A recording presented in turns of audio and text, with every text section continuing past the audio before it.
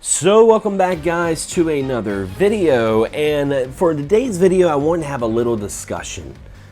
You know, a couple of years ago, back in 2017, I made a decision to sell off my collection. I kept a couple of games, but just about everything I had, I no longer have anymore. And it wasn't a huge collection, but it was my collection. It was a collection that I've had for as long as I can remember.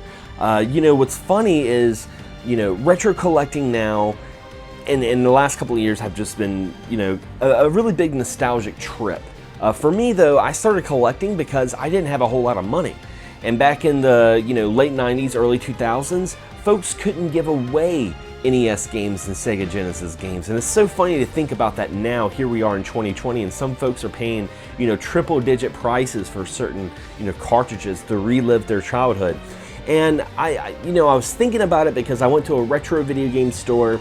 I was selling off a couple Saturn games, and the Saturn games that I was selling, I had no idea were dry rotted. They were decaying on me. I could not sell these games because just the natural elements were starting to break these, you know, ancient CDs down. And also walking around my retro game store, Game Giant, I was looking at games and I had no interest in buying any of them. I was like, wow, that's really, really cool. I love Breath of Fire, you know, but I didn't want to buy it. And I thought that was really interesting because I used to not be able to go in that store without buying anything. So, do I miss retro collecting? I think that's a simple yes or no question, but I definitely want to dive deeper into that answer. One thing is, there are some things that I miss about collecting. What I miss about collecting, of course, is the hunt. And I think that's what gets collectors still collecting to this day, going to thrift stores, going to flea markets, going to garage sales and finding games out in the wild. It almost becomes a hobby within itself. And, you know, I've always seen myself as more of a gamer than collector, but I enjoyed doing that. I enjoyed going out of town with my friends and finding video games out in the wild. So that is one thing I definitely miss about retro collecting. Also, I do like physical media.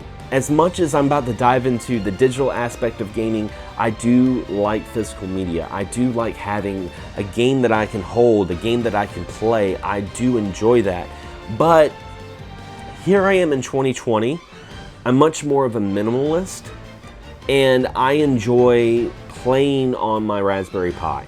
I enjoy having a little box that has many generations of games that I can go and check out, and a lot of games that I have found over the years have been through emulation because honestly I could not afford a lot of these retro games to even make videos on if it wasn't for emulation.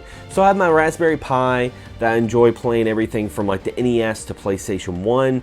I also have a soft modded Wii U, and I never really dive too much into this on my videos or on my channel, but if you have a Wii U, you need to soft mod it. It is one of the best consoles to soft mod. It's super easy and there's so much potential, and the homebrew scene is constantly growing. My Wii U, I can play Wii U backup games, which is great because a lot of games were region locked. Also, I can play backup Wii games, which is awesome because some Wii games, despite it all being shovelware, there are some games out there that are pretty pricey. And also, I can play GameCube games. The Wii U can play GameCube ISOs and it looks fantastic, especially when you turn on progressive mode, play on a newer television, and you can play with a GameCube controller using the Smash Brothers adapter. So I can play GameCube games, I can play Wii games, Wii U games on my soft modded Wii U. I cannot recommend that enough. You know, the only retro game that I have in my collection that I will not sell, and it's not because it's, you know, super collectible, but it's this copy of Missile Command.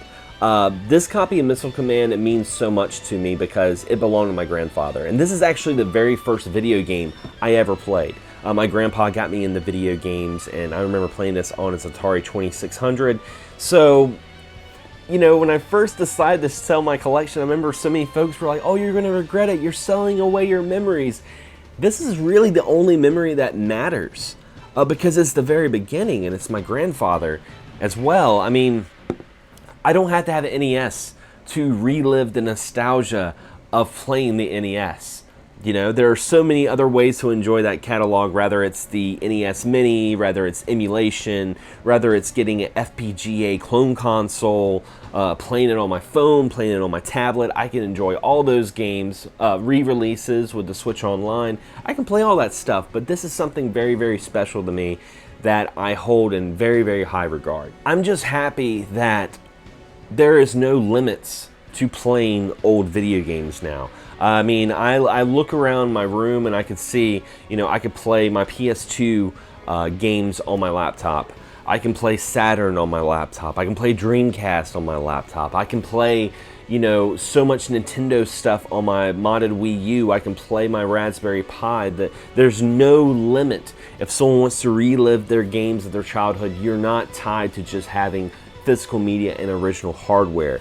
Trust me, I don't think anything compares hooking up a CRT, you know, with an NES and playing it old school. There's definitely nothing that can compare, but there's a lot of great ways to still enjoy that experience. And do I miss collecting?